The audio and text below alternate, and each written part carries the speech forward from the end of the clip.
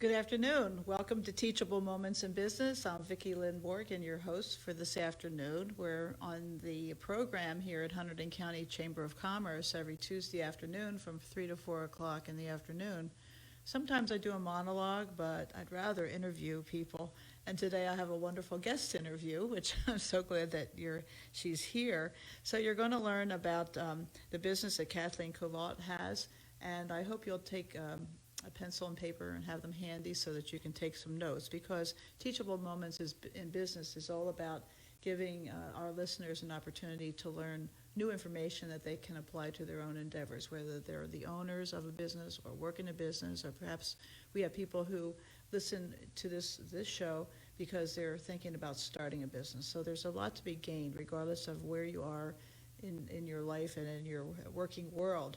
So, Kathleen, welcome to Teachable Moments of Business here in Flemington. Hi, Vicki. Nice to be here. Well, it's wonderful that you are here, and you had contacted me about wanting to be on the show, and I'm always looking for some interesting people, and after having read your website, it looks like you're an interesting person. Thank you. So you're going to talk a little bit louder, because I don't hear you really. Sure. Yeah, so get closer. Okay. And you have accompanying you, Wes Covalt, who's over to my left, but he's going to be you're observing, right? And and he may coach you on a word or two if he wants to make sure that you're mentioning everything that our listeners need to be aware of, right. I'm sure. So I'm glad that you're here. Let's just do a little introduction to what your business is all about, and then we'll have a word from one of our sponsors. I don't know if I'll do the weather today, but we'll see. Although a weather report, I did hear that we might get some snow again tomorrow. Yeah. So the name of your business is Pure Energy Presentations and Intuitive Guidance. That's a mouthful, and it sounds like you do a lot. So if you can share with our listeners what exactly your business does, just get us grounded on where you're coming from with this business. Okay. The main love that I have is teaching. And I have studied very many topics my whole life. I love education. I love learning. And the primary areas of interest when I first went to college, I studied philosophy. Then I changed over to psychology so I could start helping people. And then I went into education so I could teach. But then along the way, I had an interest in metaphysics, different spiritual disciplines, and what I've done is I've woven together or synthesized all these interesting things that I've learned, and I've put them together, and I create my own presentations, and I go around to different places. I teach at Warren County Community College, Northampton County Community College, but also local hospitals and smaller venues. And I bring these presentations that, like I said, is a synthesis of really interesting topics, bridging together the more research, scientific aspects with the more esoteric and spiritual aspects. And the aim is really to help people become aware of who they really are. And those questions like, what is the nature of reality? I think we're at a paradigm shifting moment in time where we can really say, are we really just solid? Well, there's things like quantum physics that says no, we're not what we seem to be. And so I help people explore those ideas of who they are, the nature of reality, in a way that's very down to earth and fun. Yeah. And that's my main passion.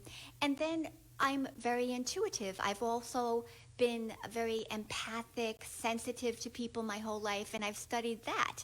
And that also makes me question reality, because I know I've had experiences that cannot be adequately explained by the current science. And so I've tried to explain for myself, how can I do all this? How come I know this? And so I meet one-on-one with people who are also at a point in their life where they want to explore themselves and understand themselves from a slightly different perspective than maybe, they might be at a point they want to branch out and do some new things, or just, again, understand why maybe they've had patterns in their life that have repeated over and over. And so I, with my intuition can help them pinpoint, like, well, when you were younger, this happened, and that hasn't really been adequately healed. So you're having these patterns repeat in your life to maybe go back and heal the emotional and psychological distress that is really still there in your system. That's interesting. You know, I'm sort of going into a little direction here that I warned you about. But in church on Sunday, I think the minister, I think that's where I heard ministers make a comment about someone stating that they wondered what they were supposed to be doing in their lives, and that's the kind of person you would help. And my mother, who died back in around 2003, she was almost 89. When she was maybe 10 or 15 years younger, she said to me one day, "Do you ever wonder why we're here?"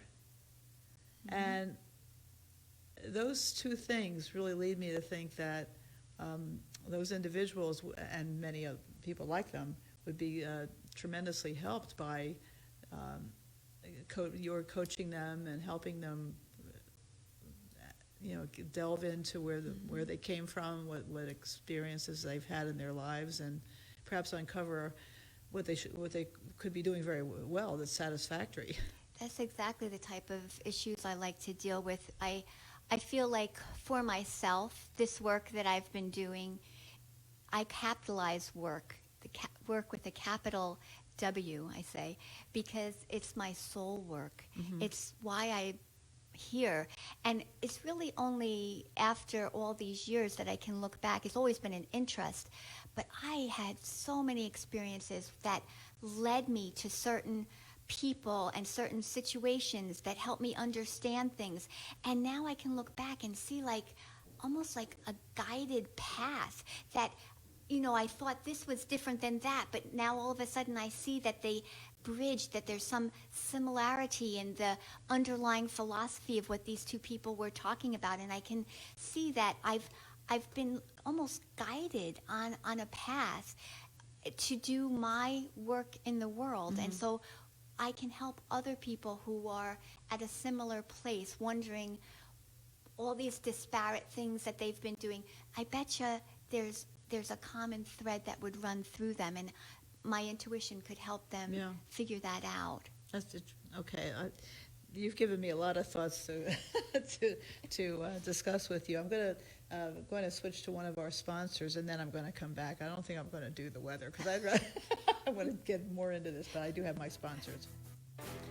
My guest today is Kathleen Covalt and her Covalt. Okay, I pronounce it correctly. I'm terrible with names sometimes. And her wonderful husband Wes, who's here to coach us in case we need some more input, although he may not say much at this point. What's interesting to me in comparing what you've said with regard to my life, I've worked I was a secretary. Then I went into sales I was a customer trainer with Xerox, and then I went into sales for Xerox. I was the first woman selling for Xerox in the state of New Jersey. Went through all their sales training program. In 1976, when I was about 10 years old, I started a manufacturer's rep agency in the pet industry. I'm the first woman to do that. So I had administrative selling. I did a lot of marketing, which my peers did not do, and that's why I've been in business for such a long time, I do believe.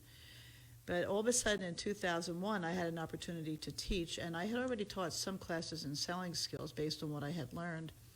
Went on to become a certified guerrilla marketing coach. I've taken other courses through ISO 9000 in marketing and selling, and I have counseled thousands of small business owners and entrepreneurs. What you said about being able to merge all those experiences in dealing with people, I do the same thing as a coach in business. And when somebody comes to me, I ask them a few key questions, and I get a sense of where this discussion has to go in order to help them, and what information I need to help them identify, and I give them homework. But it comes to me. And I will, because of the SBDC counseling that I do, I meet people for an hour. So I have to get a lot done in a short time. And it's amazing to me how this all of a sudden gels in my mind. And because I'm so familiar with a lot of different businesses and how they work because of all the counseling I've done, thousands of people, literally. All of these things come together for me in a way that I can help them and guide them with suggestions and I know that if they follow my suggestions, it'll work. Yeah. It'll help them to achieve the goals that they've set for themselves. Or maybe we can set goals for them. Maybe they haven't gone that far. Mm-hmm. But I think that's what you do mm-hmm. with all the years of study that you've done. Mm-hmm. And that's to die for. I mean, I think that's so special. I love what you're saying because you're also saying how intuitive you are and that you're picking up. You have a person come to you and they're sitting there in front of you. And like you said, in an hour's time, you've got to ascertain where they're at and the best path forward for them. And that's intuitive. And so you're picking it up because you've also got sort of, I don't know if you call it like a worldview, but a construct of this path that have possibilities. There's something that my husband Wes and I talk about in cognitive psychology. And one of the things they say is that it takes about 10,000 hours to become an expert. And in years... I write that down because I teach selling skills and I tell people selling's not easy, neither is marketing. And they have to practice. You have the hours put in. And in years past, we used to really honor the older people in the community because they had the hours put in. They became experts in whatever it was their community was doing. And so I feel like I'm at a point in my life where I want to grow my business because I feel like I have so much to share because I have put in the time and the passion. And same with you. You've gone on these different places, but they've woven together to be something very special, very special. And only you have that beautiful quilt to share. Yeah, it's true. Years ago, they used to say that the average salesperson was not a good marketer, and marketers are not good salespeople. And those are my two areas of expertise and interest. I work them together. So, for example, somebody will come to me and they'll say, "Oh, my marketing's not working," but I've listened to things that they've said, and I get to the point where I say, "I don't think it's your marketing; it's your selling skills that need to be fixed." Wow! But I can hear it, like you said. You hear it. I can transition into that, mm-hmm. and then I can combine the two thoughts, the two areas of skills that you need to develop. But it's always fascinating to me, and I'm sure you do the same thing. You deal with someone or a group of people, and all of a sudden you begin to see the ideas and the thought process gel. Yes. And I think it's very exciting. Yes. And it wouldn't have happened less than 10,000 hours ago. Right. In fact, I belong to a bunch of networking groups and have for many years. Other ones, I had mentioned to you that I'm a member of BIG and BW Nice and the Chamber here at Hunterdon County. But I've been the president of another networking group, another chamber group, and other networking groups that I've gone to. And I've met people who were coaches or mentors. And I would think to myself, how can you do that? Because you've never worked in a given business. How can you coach somebody? Now, some of these people have taken courses to teach them how to work with people. Mm-hmm. But I question if they haven't had those years of experience, mm-hmm. there's still a missing link there. Mm-hmm. Does that make sense? Yes. Mm-hmm. So it's really, really interesting. You know, we talked about your target audience because that's one of the first questions I ask people: who do you want to do business with? Mm-hmm. And in the pet, if you were in the pet industry and you had a pet product and you said to me, "Oh, my target audience is anybody with a dog," I say, "Well, you can't do any business with anybody. It has to be somebody."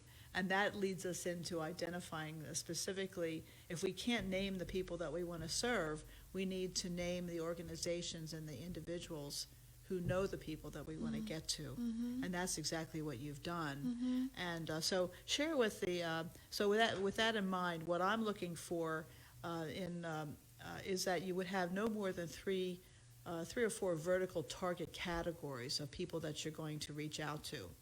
And you have to assemble those contact names and use databases. Most business owners don't have a decent databases or CRM system, customer relationship management systems. That's another problem. But at any rate, you've mentioned several categories of organizations that will get you to the end user, so to speak. Mm-hmm. So who are those, and what would you say you have three or four primary categories? The people that tend to be interested in my classes or coming to me privately, I've noticed, and it's because of experience that I've come to this, Mm-hmm. they tend to be women, older women whose children can take care of themselves and are now at a place in their time they're thinking about themselves. Mm-hmm. And that's the perfect person. They want to explore new things. They want to explore themselves. That's the perfect person to come to one of my presentations or to come to me privately. There's another group I didn't mention to you. And again, it's my experience. I have a couple of wonderful 20-something-year-old nieces and nephews. These young people give me hope. So we're talking about how it takes 10,000 hours to become an expert like us. But there's some young people that really are the hope for me of the world. Mm-hmm. They're so passionate about the world, about exploring, about pushing boundaries, not going by what you should do, but what's in their heart. Mm-hmm. They're doing really cool things. And they inspire me with their enthusiasm for life. And like I said, moving around, finding their passion, it's wonderful. And when those young people open up to say they want to explore a more spiritual element, then they would come to me too. They want to explore. So I'm going to interrupt you. How do they find you? Well, again, I go to the community colleges, Okay. and the community colleges advertise. Okay. So that's excellent. Okay, that is good. That's Perfect. excellent. And then I have my Facebook page, and my nephews and nieces are my friends. Okay. So that's Okay, always that's good. And then I go to places like these little shops that sell crystals. I go to yoga studios that have a lot of beautiful young people that come. Yeah. So I go and I teach at these places, and then those places help advertise for me to their own clientele. That's perfect. So we're looking at schools, we're looking at storefronts that carry, like you said, the people that have crystals and things like that. And it could be also some healthcare products Yes, maybe that they sell. I go to hospitals too. And then you have hospitals, and then the yoga, and there may be other organizations similar that fall in the same category as yoga. That's right. And there may also be some professional health providers, groups of them that might be areas that you would work through to get to your target audience. So here we're talking about 4 or 5 vertical categories. If you lump them into, or separate them into those 4 or 5 categories, Okay. they become your target audiences, and that gets you to the end user. Okay. And so it's and that's the problem that a lot of people have. They don't realize that to get to the end user, if they don't know their names, they have to find them through people that know people. So that's exactly what you've done, which Okay. is perfect. Oh, good. Yeah. You're I'm proud of you. Yeah, good. But that's wonderful, and they endorse you, and Yes. and then you get the word of mouth also. Yes. So that's one thing that I do recommend, and you may be doing this. A lot of small business owners don't use a call to action to get people knocking on their doors, and that's something that I often have to talk to my clients about. Give people reasons to want to know more. Give them the steps. In other words, go to your website, get on a mailing list. Make a phone call. Some companies may give a complimentary assessment to a client to see if it would be a suitable match for both parties. So there's any number of reasons why that you can give to people to want to know more and to knock on your door. Because I think for some people, it's difficult to find that target. They know they're out there, but they have trouble. They don't know how to find them. They don't know where they are. They don't know how to find them. You've solved that. You've done that. And having that call to action to knock, as I say, knock on your door is so important. I'm going to stop for a moment, and we'll have some of our sponsors' messages, and then I'll come back. Okay, great. You're listening to Teachable Moments in Business. I'm Vicki Lynn Morgan, your host for this afternoon. This program is being recorded not only on Facebook, but also on the Hunterdon Chamber's website. So we encourage you to not only listen to us again and watch us on Facebook, on Teachable Moments in Business on Facebook, but also to listen to the archive. So if you go into the Hunterdon Chamber of Commerce website, there is a link on there for the Hunterdon Chamber radio programs, which are podcasts, and all of the hosts are listed on that site with the dates of their programs. So today, of course, is February 19th, 2019. But go and listen to some of the other programs. They're fascinating. It's and I have a guest coming again next week who actually runs a motel here in Flemington, and we're probably going to do some brainstorming because they're new people that just took over the motel, so they're looking for ways to reach out to the people in the community to get them aware of their facility and what they have to offer. So there's always something new that we're doing here with this program. So you, I tell people, if you don't solve a problem, you don't have a business, right? So you solve a lot of problems, and with the experiences that you have, you help people to enhance communication and to be more productive in their work and in their workplace. Are there some comments that you'd like to make about that? Well, I have a new class that I put together on conscious relationships, I call it. And it's a class that I think is really important because it strengthens your awareness of where you are energetically in the moment. So Eastern philosophies would say it's good to center yourself. And there really is something to that. When you feel centered, you feel that serenity, that calmness, that clarity. But living life, you have an event happen, and often it's a relationship of another person, and they say something, and you might have buttons, and they push your button. They don't even know they're doing it, but they push your button.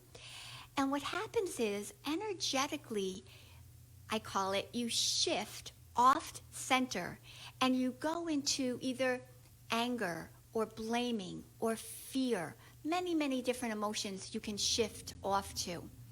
And if over time you keep going to that emotion, it's like that field of emotion starts to grow. It almost becomes its own sub-personality. And within that field, there's something called state-dependent thinking and state-dependent memory. And what that is, there is the Greek playwright Sophocles, and he said, to the person that is afraid, everything rustles. And what he meant by that is, if something happens and you go into fear, all of a sudden a whole bunch of things are going to be fearful, and you're going to look out at the world and sort of be clouded with the emotion that there's things to be afraid of. And what you have to learn to do, and this could be, you could get pulled into being judgmental or critical.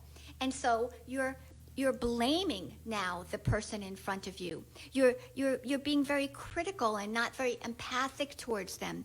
And all the times that people were doing something wrong, and you just all of a sudden remember kind of vaguely all those terrible times when people treated you the same way, because it's in that field that you're in. So you have to learn to be aware that you're likely to shift when certain things happen. What are your likely buttons to be pushed? And then it's a sense of being in touch feeling-wise with where you're at. Are you in your center or not? What does that mean? And if you realize that you're not, because you may have a tone of voice associated with this field or sub-personality, a certain tone of voice, you might, maybe you get angry and you could, there's a different tone there. You might have different facial features, body posture, okay? Maybe if you're feeling victimized, you sink down a little bit more and talk a little softer. You become aware when you're in that. And then, and this is a little difficult, as much as you can, you pull yourself back to your center. And it takes practice. You have to know when you're not there and when you are there. From your center, you then can choose. I believe it's really only in your center that you have free will, because then you can see clearly. Then you have options of how you're going to act and not react. Yeah.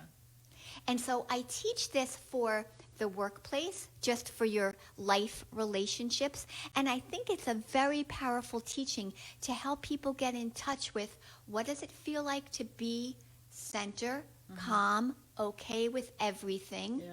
And what does it feel like to get pushed off center? And then when you make decisions, you're only making it from that point of view. It might not be a good decision, and you have to apologize or change your decision later. So it's a really good, for a lot of people, a life lesson kind of class that I have. Well, this leads me to think about the conflict that's going on in the workplace with regard to the interaction between the generations, because you have the baby boomers. There's still some of them left working, of course. You have the Generation X, the Ys, or the millennials, and now you have the new the Z generation, and those people are in high school and early college and are beginning to emerge into the business world. They all come from different places. They have different mindsets based on happenings in the world, economy. There's so many factors that influence their thinking, and for that reason, you can have conflict in the workplace. Have you run into these situations where people have to center themselves when they realize, or let's say it's an older Generation X, where working with a young millennial? Yes, and the first step is exactly what you said, to be aware that you've grown up in a certain cultural paradigm. That paradigm influences how we see the world, how we understand what the world is, what the boundaries of reality is, and what can't possibly exist beyond that. I believe we're at a moment in time that the paradigm is shifting, and I think it's a very excellent time period. But there is a clash between paradigms. So I'll give you an example that I give in my classes. 1632, Galileo. He gets a new tool. It's his new toy. It's a telescope. Hardly anybody has this thing because you have to make the lens a certain way, and they didn't have that ability back then. But some people start making these telescopes. Okay. And he looks up into the sky, and he can see Jupiter. And he sees these dots, they look like stars, around Jupiter. But he keeps really great notes. And every night he goes out and he sees that these little dots around Jupiter are moving, and then they move back, and then he doesn't see them again. And then he sees them, and then they're moving, and they go in front of Jupiter, and then they go around, and then they come back, and then he doesn't see them again. He realizes that they're moons, and they're circling Jupiter. In Galileo's time, there was what was called a heliocentric, well, that's what he came to, a heliocentric. It was a more, he had a time when it was more everything revolves around the Earth, okay? So that all the planets revolve around us, the sun revolves around us. I mean, you could see why the moon rises in the east and sets in the west, so does the sun. It goes up, so everything looks like it's going around us. But he gets a new tool. Also, Copernicus had just made some theories that actually everything's revolving around the sun, at least in our solar system. And so Galileo helps find the proof that these moons go around Jupiter, that means not everything's going around us. And he tries to tell people. He gets in such trouble with especially the church that he gets put under house arrest, and he's made to recant what he's been teaching. He almost gets put to death, but the church people liked him, and so he got to live in this house but not teach anymore. That was a clash of paradigm. There was a new tool, a new way of thinking, but the older culture, there's no way. Of course everything revolves around us. They couldn't see, because they didn't have the tool, they couldn't see what he was saying could be true. I think we're at the same sort of point in time, that we've thought of the world as very scientific, materialist, because there's been this spirit versus matter. But now it's sort of coming back where we've, like I've mentioned before, we get quantum physics, we get people like me who can do things that aren't in the materialistic world view. And so I think the older people have to realize that everything that you thought was true is only because of the culture taught it to you that way. That there's many different ways to be in the world. There's many different ways to understand the world. And so this new generation's coming with their understanding. I'm not saying it's true. It's just their understanding. Right. And they're involved in that. So my hope is that my teaching is, wherever you are at, just be aware that just because you think it's true doesn't mean that it has to be true for somebody else if they're coming from a different perspective. And be aware that the world's huge. You know, there's many ways to understand the world. And if you're in your center, you can listen clearly to what the other person's saying and maybe not have as many filters blocking and reacting to what they're saying. So really understanding from your center what's going on, I think allows you more option to, like I said, take it in as opposed to filter it in any kind of way. Well, do you have exercises or a thought process that you share with your clients so that they develop that sense of being centered? Yes. One excellent way is, again, if it's a very Eastern technique, it's getting in touch with your body, because your body is here and now. And so I teach breathing techniques where, and I tell people this too when I talk about like stress reduction, whenever people are anxious, worried, they might breathe shallow, and that means they don't take a full, long breath. They just breathe from up here. Breathe deeply. Understand what that means. But focus more on the exhale, because people like, you're going to breathe in and it doesn't really go. You have to focus on the exhale so that you release all the air that's in you, carbon dioxide, whatever, and you release that out. And so you blow out, and then allow the air to come in and blow out, and allow to, and you do that a couple times. That in itself helps clear you. But then you can do things like take your attention down to the tips of your toes and tighten them up just a little bit, and then relax them, and then your calves, and then your thighs, and then your back, and then up and down your spine and your arms. And so I lead people through exercises where we tense and then relax the body. When the body is relaxed, the mind tends to follow. And when you're in that relaxed state and you're breathing fully, you tend to be in your center. You're in touch with the present. You're in touch with the now. You tend to be in your center. That's interesting. Because when I do a lot of public speaking and teaching, like we talked about earlier, how I get places early, rather than be late. I like to get to wherever I'm going to work early so that I can center myself.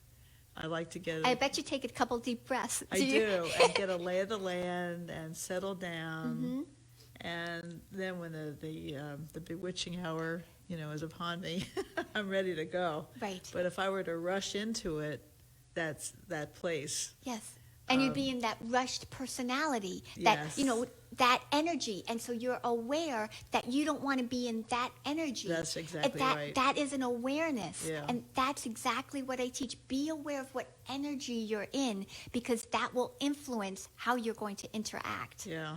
Yeah. And so you want to be there to calm down because you are aware of your energy when you feel calm. Exactly. Well, I had an opportunity to I sing occasionally, and I was had the opportunity to sing at a memorial service for a friend of ours that had passed away, and I got there early. That's when I told you I was someplace this weekend. That's where it was. Right. I got there early, went up to the stage because I was about 5 steps up, and this was a gymnasium. There were 300 people in the room, and I didn't know how many was going to be there. But I got there early. I got my podium set up. I got my music set up. I looked around. I just wanted to feel comfortable being on that stage. Mm-hmm. And the gal that was accompanying me came up. We went through the music. But there was a calming effect because I allowed that time. Mm-hmm. So that's what people have to do to feel. Yes. Feel that helps you to be successful. Yes. Yes. Be aware of yourself and give you the time to get into that state. Exactly. Mm-hmm. So the good news is I don't think I hit a flat or a sharp note. And I got all the words in. Sometimes I mess up my words. I did the words. So anyway, that was fun. So anyway, even though it was a memorial service, happened to be very well done by those people conducting it. Let's see, how are we doing on our time? Oh gosh, I missed a bunch of. Let me go. I'm going to go into some more of our sponsors, and I'm going to come back because this is so interesting. So bear with me here. My guest today is Kathleen Covalt. Here in Flemington at the Hunterdon Chamber of Commerce. This is our studio. Someday we're going to have a fancy studio, so I can't wait. The name of her business is Pure Energy Presentations and Intuitive Guidance. You had mentioned to me that you often help, is it the business owners or the employees in a business as to how they can be more effective in learning? Yes, well, I teach. And I have had a lot of students over my lifetime. And there is a theory that I love. It's called the Theory of Multiple Intelligences. It's by a Harvard University professor, Howard Gardner. He developed it in like the 70s and 80s. Mm-hmm. The idea is that intelligence isn't just one thing. You're smart or you're not, or you take a test and you get a good grade, and it's that we all have, he would say, 8 intelligences. And so, for instance, some people are more visual. So this could be a student or this could be an employee. If you have something that you're trying to help somebody learn, a task, it's really great to be aware that people might learn differently than you learn. And so you might be saying something, but maybe you're saying it over and over again, and they're not quite getting it. Mm-hmm. So, for instance, you doing the radio show, you must be very good with your verbal skills. But I am a little bit more, and you sing, so that makes me understand that you're a good verbal person. Do you read a lot? Not as much as I should. But you like. I read. You know what I read? If I read information related to the classes that I teach or the counseling that I do. Right. I don't read novels. Right. I read business stuff. I have a huge library of business topics on all. Right. That's okay. So you get a lot of knowledge. You understand. You process information through words, and you're very verbal. Now, a person like me, I am very visual. I'm verbal too. So the idea is that everybody has all 8 intelligences, but we have them in different strengths. So I'm more visual. So for instance, if you were to tell me something, I wouldn't probably remember it. I have to jot it down because I have to look at it later. I have to look at it. If you're teaching me something and you're telling me how to do it, I'm like, it's kind of going through one way or you're out the other. I'd like to see a chart or a graph or a visual of any kind. That's how I will remember the information. So there's visual people, and so charts, graphs, any kind of visual, that's really helpful.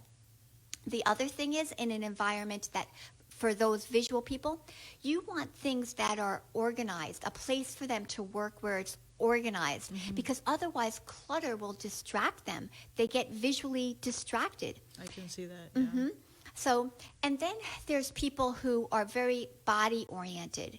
And those are the people who need to touch it, to manipulate it, to turn it around and figure it out. And so again, if you gave that employee who was very strong there a manual, if they're just going by the reading, they might not get it.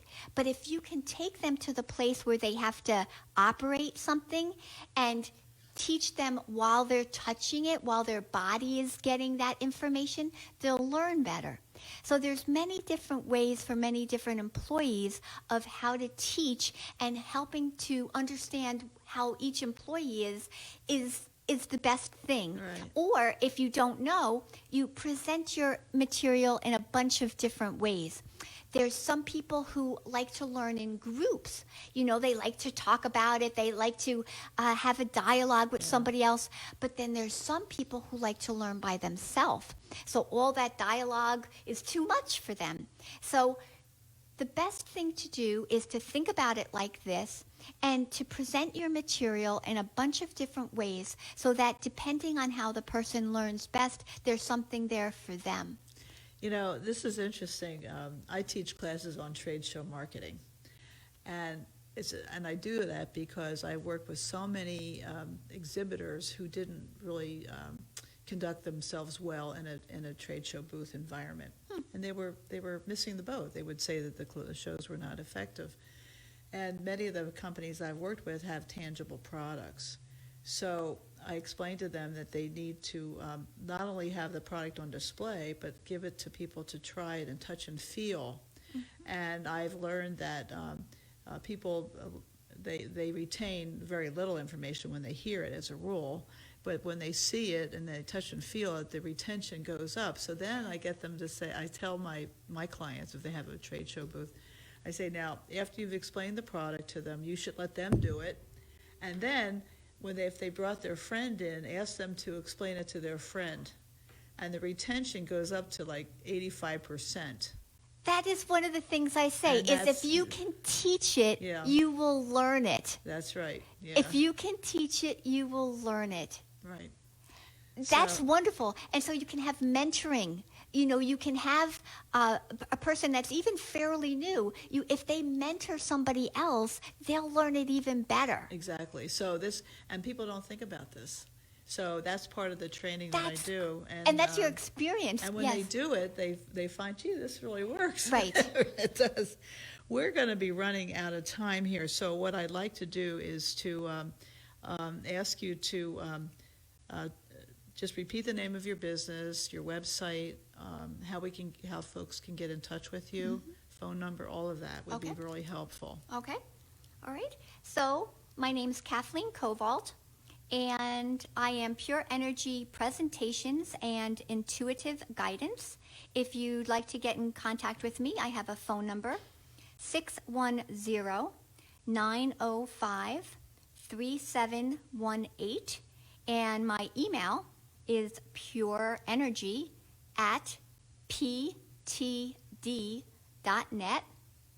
I have a website, and on my website I list all my upcoming events that you can see where I'm going to be and what I'm doing, and that is pureenergylady.wixsite.com, and you have to put in /presentations. So I'll do that again. Please. pureenergylady.wix, W-I-X, site, S-I-T-E, wixsite.com/presentations. pureenergylady.wixsite.com/presentations. Pretty long.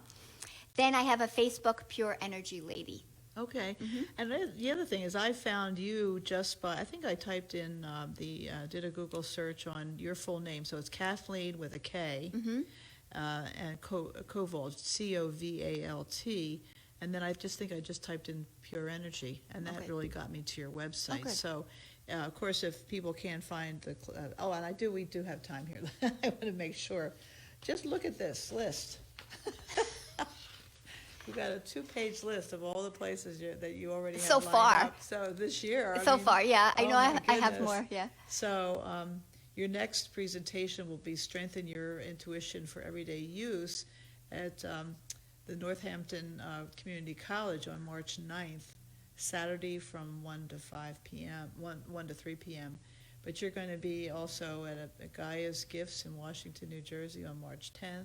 So this is a huge list. Yes, Now, and that's on my website and too. this is on your website. Yes. This is perfect. Yes. So, folks, if you just type in Kathleen, Kathleen, Covalt, Covalt, Pure Energy, you'll get to your website, right? And they'll find you. They'll find you in a few places, I think. Yes, yes. And I also have on there, I do personal phone intuitive readings. So there's a place where you can actually use PayPal and pay ahead of time, and then I can have a phone call meeting with you, and I can do one-on-one with people. Oh, that's wonderful. So that's how you work it. That's great. So I can do a phone reading or a Skype reading, and you pay PayPal, so you don't, we can be separate physically. Yeah. And intuition is just as strong in distance or time. Yeah. Yeah. So it doesn't matter. I pick up just as much right here or over the phone. Well, I've often talked about women's intuition, so. Yeah. Do men have intuition also? Absolutely they do. Absolutely. Wes, would you agree with that? Yes. Yes. Okay. But I do think there is something about the feminine voice rising right now. There is Yeah. something about the feminine energy coming back up, and women just tend to have a little bit more feminine energy. Yeah. So there is something to that power. Yeah. Okay, so again, this is Kathleen Covalt. Her phone number is 610-905-3718. I'm Vicki Lynn Morgan. The name of my business is Russmore Mentoring Group. I'm based in Califon. I'm going to give you my phone number too. I'm looking for folks who would like to be interviewed on the program, and also for suggestions on people that I should be interviewing, or certainly topics that you'd like us to concentrate on. And my phone number is 908-832-9544. I'm based in Califon, New Jersey. And we'll have to have you back again. thank you. This has been fascinating. I just love all of these, this information. Thank you. And I hope that you'll also capture the files yourself, and you can send these to other folks. Definitely. It's a way to help you in your marketing program. Thank you so much. That's a good thing to do. Yeah, thank you. So thank you very much for listening today. That concludes our program, and we'll look forward to seeing you again next week.